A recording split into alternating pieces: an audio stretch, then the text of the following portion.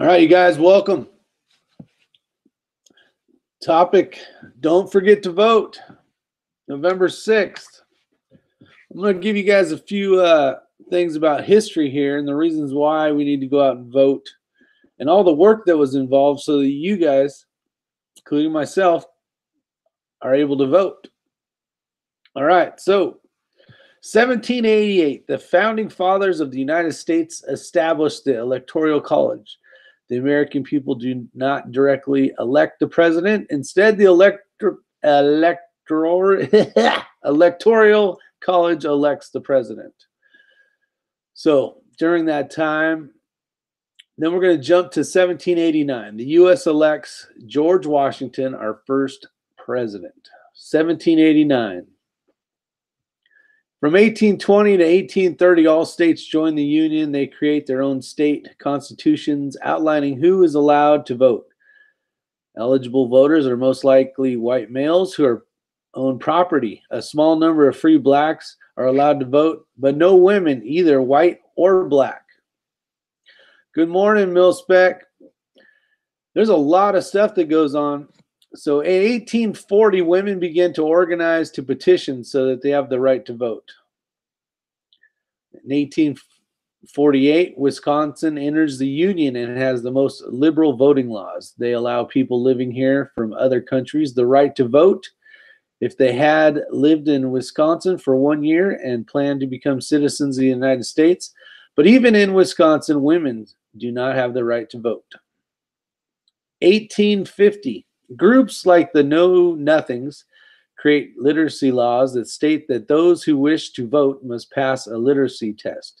Since many blacks and immigrants cannot read or write, they are denied the right to vote. This was an attempt to keep the vote in the hands of the white male population. 1860, the Democratic Party divides into northern and southern wings. South Carolina secedes from the United States after Abraham Lincoln is elected president. 1861 to 1865, the American Civil War. 1861, Jefferson Davis is elected president of the Confederate State of America. 1866, and there's a reason for all this. I'm just giving you some history right now. 1866, the 14th Amendment to the Constitution is passed by Congress.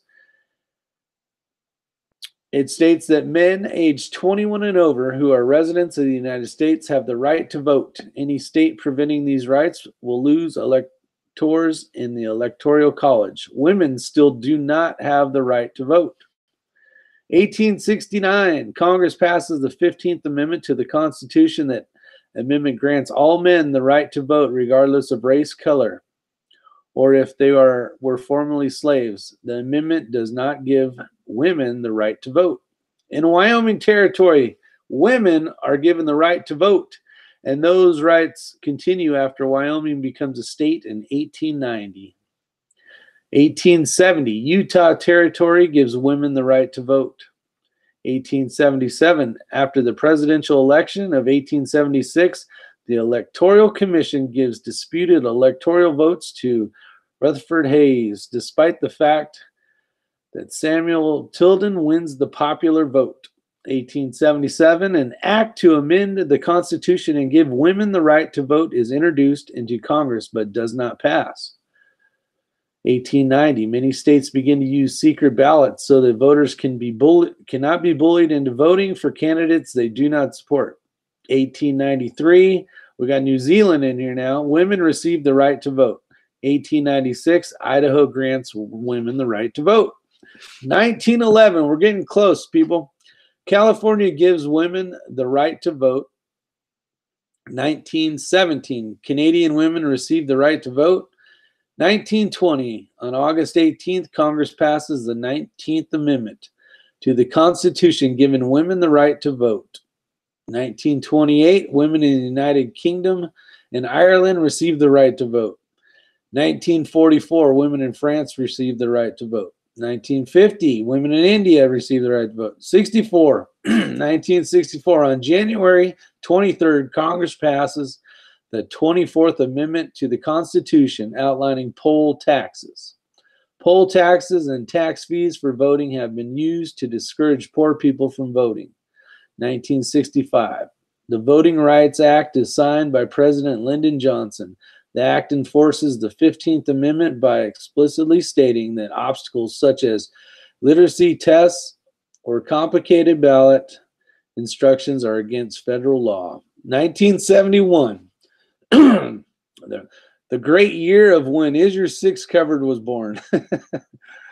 On July 1st, the 26th Amendment is passed by Congress, lowering the voting age from 21 to 18.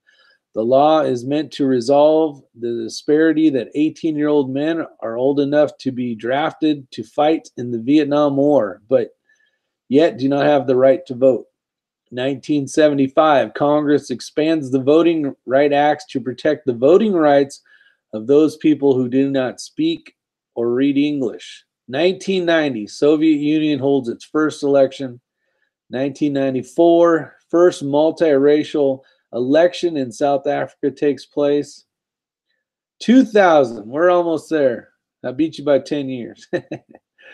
Vanessa, how you doing? Warsaw Patriot. Mil-Spec Grunt, thanks for showing up. But in 2000, for the first time in the United States history, in a close and controversial election, the President of the United States is chosen based on a decision by the U.S. Supreme Court. Al Gore wins the nation's popular vote, but George Washington has the lead in the Electoral College. The vote in Florida is too close to call and plagued with voting irregularities. Remember that? It was a big scandal back in 2000. But so much for the history, right? So that's what it's got. It's got some more into the Al Gore Bush deal, but there was a lot of stuff that evolved in order for all of us to go out and have the opportunity to vote, to give what we think would do the best job for the things that we feel are important. And I don't think a lot of people take that into consideration. They're not going out and voting. November 6th is the day. I voted early. I have to work. So I'll be flying across the United States. So I wanted to make sure that my vote was counted. Hey, Mr. Tommy Boy 9. Whether we think it's rigged or not, you never know. I got someone saying that for the Democrats to win. It shows that it's true. If we all go out there and vote, Hillary, she didn't win, and that shows that all of us silent majority have a word or a voice when it comes to voting. So I just want to make it a quick video. I wasn't sitting here trying to yap for hours, but go out and vote, ladies and gentlemen. Use your civic duties, whatever you want to call it, and voice your opinion. Vote for the person you think will do the best job. And with that said, this is a simple one. We're calling it done. I appreciate you guys. See you on the next one. And don't forget to vote. November 6th. Save some time so you can spend a few minutes to go vote. See you guys.